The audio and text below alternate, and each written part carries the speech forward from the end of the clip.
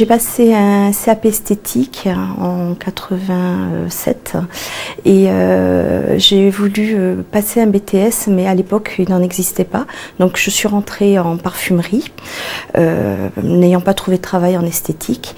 Et là j'ai pu progresser petit à petit, je me suis investie et donc je suis devenue responsable assez rapidement au bout de 2 ans. Les dernières années, j'ai pu également former en interne des responsables et des adjointes qui intégraient la société.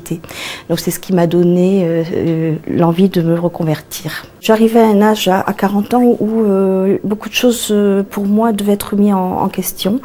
Donc j'ai essayé de mettre un petit peu tout carte sur table, mes acquis, ce que j'avais, ce que j'aimerais faire, ce que je n'avais plus envie de faire.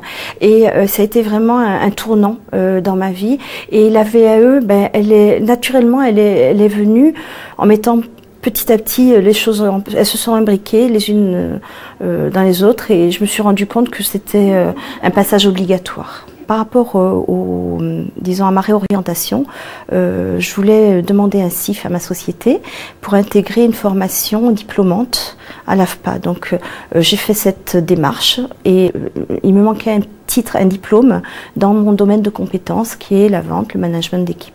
Donc en accord avec l'AFPA, on a convenu que si je passais cette VAE et que si je l'obtenais, eh bien je pouvais intégrer cette formation. Par rapport au jury, lorsque je me suis présentée pour la VAE, j'avoue que là ça a été le moment le plus difficile pour moi à gérer parce que je n'avais pas passé de diplôme, je n'avais pas été devant un jury, je n'avais pas été on va dire notée ou évaluée depuis le CAP esthétique que j'avais passé, donc 20 ans en arrière, depuis mon baccalauréat. Donc c'est vrai que c'était une épreuve. J'ai toujours eu peur pendant les examens. Je suis quelqu'un d'assez stressé pour ça. Donc je me suis revue 20 ans en arrière, c'était terrible. Lorsque j'ai su que j'avais ma VAE, j'ai appelé mon mari, j'ai appelé mes parents, j'ai appelé toute la famille, mes sœurs, et puis on l'a fêté très dignement, en week-end, en famille.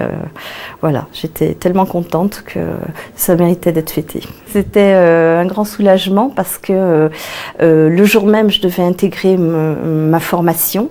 Donc c'était un challenge super important pour moi, c'est-à-dire que j'avais pas ma VAE, je pouvais pas rentrer en formation.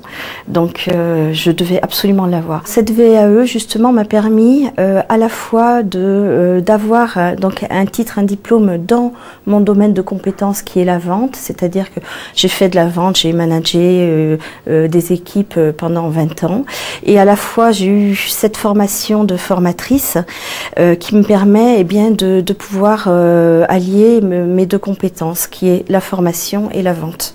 Donc ça a vraiment été complémentaire et pour la suite de mon parcours c'était indispensable. Donc je regrette vraiment pas d'avoir fait ce choix.